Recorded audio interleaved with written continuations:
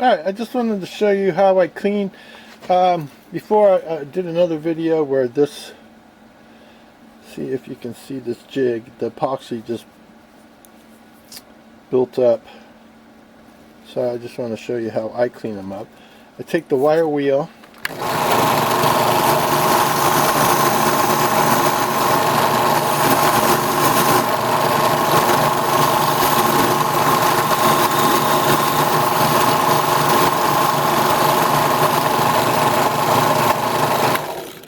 pretty much I just clean it up that way, and then for the inside I take my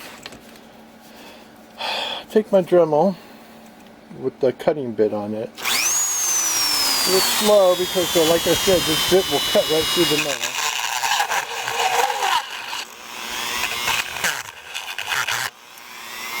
And it's good for shaping the epoxy. Kind of just I don't know if that light is going to work for me.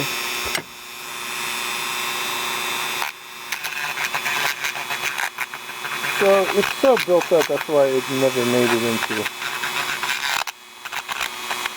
So what I do is I just shape the epoxy and grind it away.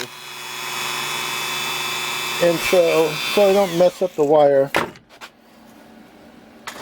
I come back to my other tool, this pink rat tail file. Like I said before, I can't ever find it. So what I do is I just, and that's good. So what I can do now that the epoxy's all cleaned away and it's like kind of got the white, you can go take clear nail polish, just hit it real lightly, and that will like just get rid of the white fuzz. I mean the white where I grind it away. We'll just turn it clear. You'll never even notice it. So that's how I clean it up. So this one I will probably just give away to somebody on the beach, because this is like the ultimate for with a pink tail, the best. Alright, thanks for watching.